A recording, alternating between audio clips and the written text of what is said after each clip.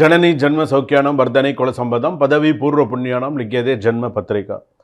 வேயிரு தோழி பங்கன் விடமுண்ட கண்டன் மிக நல்ல வீணை தடவி மாசரு திங்கள் கங்கை முடிமேல் அணிந்த என் உளமே புகுந்த அதனால் ஞாயிறு திங்கள் செவ்வாய் புதன் வியாழன் வெள்ளி சனி பாம்பு இரண்டுமுடனே ஆசரு நல்ல நல்ல அவை நல்ல நல்ல அடியார் அவருக்கு மிகவே. இது கோளாறு பதிகம் என்று சொல்லக்கூடிய பாடல். உலகெங்கும் வாழக்கூடிய நெக்ஸ்ட் நேயர்கள் அனைவருக்கும் வணக்கம். நான் உங்கள் டாக்டர் வி ராஜ்குமார் சிவாச்சாரியார் பேசுகிறேன். எல்லாரும் எப்படி இருக்கீங்க? நலமாக இருப்பீங்க நம்புகிறேன். பிறக்கின்ற தமிழ் புத்தாண்டு நமக்கு எப்படி இருக்குது? மிக முக்கியமான விஷயங்கள் இதெல்லாம். எல்லா ஆலயங்களிலும், சிவாலயங்களிலிருந்து சின்ன ஆலயமாக இருந்தாலும், ஒரு நகரில் ஒரு சின்ன ஒரு ஆலயம் இருக்குது அப்படின்னு சொன்னால், அந்த ஆலயத்தில் கூட பஞ்சாங்க படனம் என்று சொல்லக்கூடிய அன்றைய நாளில் பஞ்சாங்கம் வாசித்தல் அப்படிங்கிறது உண்டு. ஏன் அந்த பஞ்சாங்கம் வாசிக்கிறோன்னா, திதிவார யோகஸ்ட கரணம் ஜெய்வ, இன்றைக்கி என்ன திதி, இன்றைக்கி என்ன நட்சத்திரம், இன்றைக்கி என்ன ராசி, இன்றைக்கி என்ன கரணம், இன்றைக்கி என்ன யோகம் அப்படிங்கிறத ஒவ்வொரு மனிதனும் தெரிந்து கொள்ள வேண்டிய ஒரு விஷயம். இன்றைக்கி என்ன திதின்னு எனக்கு தெரியாதுங்களே அப்படின்னு சொல்லக்கூடாது. இன்றைக்கி என்ன நட்சத்திரமா என்ன நட்சத்திரமாக இருக்கும் தெரியலையே. காலையில் தூங்கி, அதாவது தினசரி கேலண்டரை வீட்டில் பார்க்குறீங்களா? எல்லார் வீட்டில் தேதி கிழிக்கிறத மட்டும் பார்க்கக்கூடாது. அன்றைக்கி என்ன நட்சத்திரம், அன்றைக்கி உங்களுடைய நட்சத்திரம் எதுவும் இருக்கா, அன்றைக்கி என்ன திதி, மேல் நோக்கு நாளா, சம நோக்கு நாளா, கீழ் நோக்கு நாளா, எப்படி இருக்குது, நம்ம இன்றைக்கி நீங்கள் என்ன செய்ய போகிறீங்க, அதுக்காக தான் இந்த கேலண்டர்லாம் கொடுக்கறது. சில பேர் வீட்டில் கேலண்டர்லாம் மாட்டிருப்பீங்களே, அந்த கேலண்டர்லேயே நிறைய இப்போ நல்ல விஷயங்கள்லாம் கேலண்டர்லேயே வந்துடுது. நல்ல நேரம், ராகுகால யமகண்டம்லாம். அப்போது இந்த ராசிக்கெல்லாம் நமக்கு எப்படி இருக்கும், 12 ராசிக்கு எப்படி இருக்கும், மேஷ ராசியிலேருந்து மீன ராசிக்கு எப்படி இருக்கும். மேஷ ராசிக்கு தான் இப்போ சித்திரை மாதம் மேஷ ராசிக்கு சூரியன் வரப்போகிறார். சூரியன் வர்றது சித்திரை 1 மீன ராசிலேருந்து மேஷ ராசிக்கு வந்துடுவார். இப்போ மேஷ ராசிக்கு வந்துட்டால் மேஷத்துலேருந்து இருக்கக்கூடிய மற்ற கிரக அமைப்புக்கெல்லாம் எப்படி இருக்கும், மேஷ ராசியிலேருந்து மீன ராசி வரைக்கும் என்ன செய்யணும், செய்யக்கூடாது, பண்ணக்கூடாது, எதில் விழிப்புணர்வோடு இருக்கணும், என்ன செய்யணும், எந்த ஆலயத்துக்கு போகணும், எப்படி பண்ணணும், இது எல்லாமே தெரிஞ்சுக்கணும். வாழ்க்கையில் ஒரு விஷயமும் நம்ம நிறைய நல்ல விஷயங்களை நம்ம தெரிஞ்சுக்கணும். ஆன்மீகம் அப்படிங்கிறது சின்ன விஷயம் கிடையாது. ஊன் உடம்பே ஆலயம்னு சொல்லுவாங்க. நம்ம சுவாமி தெய்வ வழிபாடு, தெய்வ சிந்தனைகள், நிறைய இந்த மாதிரியான விஷயங்கள்லாம் இருக்குது. அதனால் இந்த பஞ்சாங்க படனம் அப்படிங்கிறது, இந்த ஜாதகம், இந்த நம்ம ராசி பலன் பார்க்குறது, இதெல்லாம் நம்ம வாழ்க்கையோட தொட்டு வந்தாச்சு.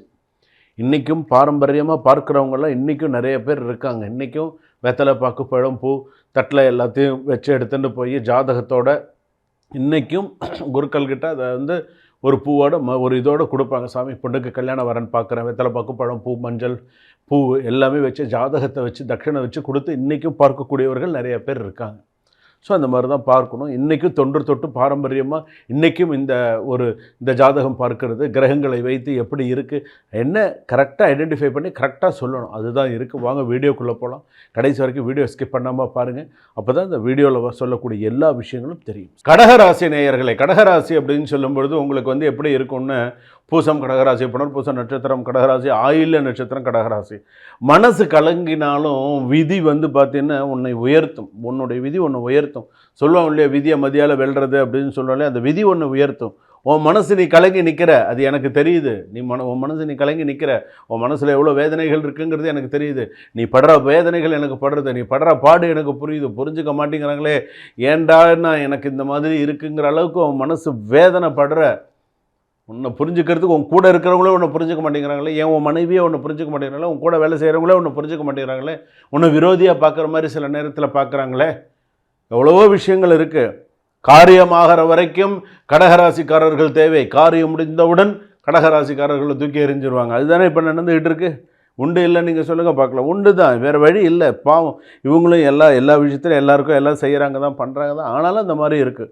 சந்திரன் ஆட்சி என்பதால் மன அழுத்தம் ஏறக்குறைய இருக்கும். ஆனால் அதே அதிர்ஷ்டம் உன்னை கைவிடாது. எதையும் உணர்ச்சியால் அல்ல, புத்தியால் முடிவெடுத்தால் வெற்றி நிச்சயம். பழைய பிரச்சனைகள் மெதுவாக சரியாகும். பழைய பிரச்சனைகள்லாம் மெதுவாக சரியாகும். புத்தியால் முடிவெடுத்தால் வெற்றி நிச்சயம். உன் புத்தியை கேட்டு நீ எதுவாக இருந்தாலும் செய், அப்போ உனக்கு வெற்றி நிச்சயம். ஸோ உன்னை கைவிடாது. காதலில் அதிக உணர்ச்சி பிரச்சனைகள் உருவாக்கும். சிறிய விஷயத்தையும் பெரிதாக்காதீர்கள். திருமணம் தாமதமாக இருந்தவர்களுக்கு நல்ல மேட்ச் அமையறதுக்கான வாய்ப்பு இருக்குது. தம்பதியரிடையே ஈகோ குறைந்தால் அமைதி வரும். ஸோ அது நிறைய நல்ல விஷயங்கள்லாம் நடக்கும். குடும்பத்தில் மிக்ஸ்டு சுச்சுவேஷனாக இருக்கும். ஒரு சில நேரங்களில் மிஸ் அண்டர்ஸ்டாண்டிங்ஸ் இருக்கும். சில நேரங்களில் அப்படியே கொஞ்சம் அமைதியாக போகக்கூடிய சூழ்நிலைகள் உண்டு. ஸோ சின்ன சின்ன டென்ஷன்லாம் இருக்க தான் இருக்கும். தாயார் உடல் நலத்தில் கவனம் தேவை. வீடு வாகனம் தொடர்பில் முடிவுகள் கொஞ்சம் சாத்தியமாக எடுக்கணும். வீடு வாகனம், சொந்த வீடு வாங்க போகிறீங்க, சொந்த வாகனம் வாங்க போகிறீங்க, ஏதாவது ஒரு நல்ல விஷயங்கள் பண்ண போகிறீங்க அப்படின்னு சொன்னால் நீங்கள் அந்த விஷயத்தை கொஞ்சம் பார்த்து முடிவெடுத்து பண்ணுறது நல்லது. வேலையில் மாற்றம் யோசனை வரும்.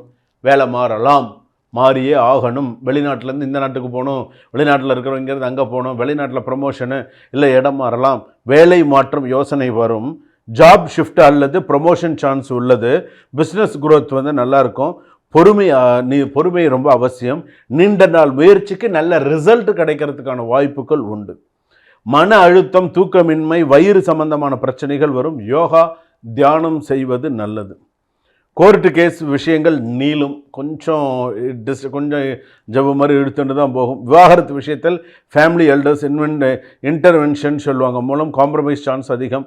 அவசர முடிவுகளை தவிர்க்கும். உடனே முடிவு எடுக்கிறது, உடனே சில விஷயங்கள் பொறுமையாக இருந்து சாதிங்க, அப்போ தான் நல்லது. சில விஷயங்கள்லாம் பொறுமையாக இருக்கும்.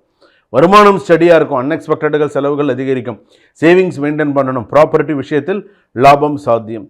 திங்கக்கிழமை அன்னைக்கு அம்மன் கோயிலுக்கு போகிறது ஒரு விஷயமா வச்சுக்கோங்க. திங்கக்கிழமை அன்னைக்கு அம்மன் கோயிலுக்கு போங்க. அம்மன் கோயிலுக்கு சென்று அம்மனுக்கு பால் அபிஷேகம் பண்ணுங்கள். நான் சொல்கிறது ஒரு காரணமாக தான் சொல்லுவேன், இல்லைன்னா சொல்ல மாட்டேன். என்ன சமயம் திங்கக்கிழமை திங்கக்கிழமை அம்மன் கோயிலுக்கு போய் அம்மனுக்கு பால் அபிஷேகம் பண்ணுங்க. ஒரு காரணமாக தான் சித்திரை மாதத்தில் இந்த விஷயத்தை பண்ணுங்கன்னு சொல்கிறேன், இல்லைன்னு சொல்ல மாட்டேன்.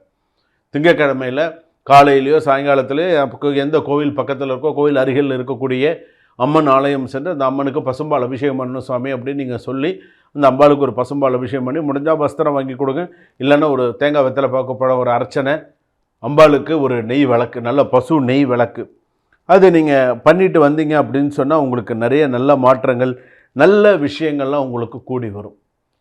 ஏற்கனவே நிறைய அடிபட்டுட்டீங்க தானே, தெரியும் தானே உங்களுக்கு. இப்போ அடுத்து வருது, என்ன வருது ஜூன் மாதத்தில், இப்போ இந்த சித்திரை மாதம் பிறந்தோடனே அடுத்து என்ன வருது, ஜென்ம குரு வருது. குரு உச்சமாறார் அந்த ஸ்தானத்தில். நல்ல விஷயங்கள்லாம் நடக்கும். 80-90% நிறைய நல்ல விஷயங்கள் நடக்கும். உங்கள் ஜாதகம் நல்லா இருக்கணுமே. நீங்கள் பிறந்த ஜாதகம் குருஸ்தானம் நல்லா இருக்கணும், யோகமாக இருக்கணும், மற்ற ஸ்தானங்கள்லாம் நல்லா இருந்ததுன்னு சொன்னால் உங்களுக்கு அமோக பலன்கள் இருக்கும். இல்லைன்னா எப்படி இருக்கும், அப்படியே நமக்கு வச்சு செய்கிற மாதிரி தான் இருக்கும். என்னடா நமக்கு நல்லா இருக்குன்னு சொன்னாங்க, ஏன் நமக்கு திரும்ப இந்த மாதிரி பிரச்சனைங்க வந்துட்டு இருக்கு அப்படிங்கிற ஒரு சூழ்நிலை வரும். சுய ஜாதகத்தை ஒரு முறை பார்த்துக்கோங்க. டிஸ்கிரிப்ஷனில் நம்பர் இருக்குது. தெளிவாக கடகராசியை பற்றி மேற்கொண்டு நிறைய விஷயங்களை தெரிஞ்சுக்கோங்க. சுபம். வாழ்க வளமுடன்.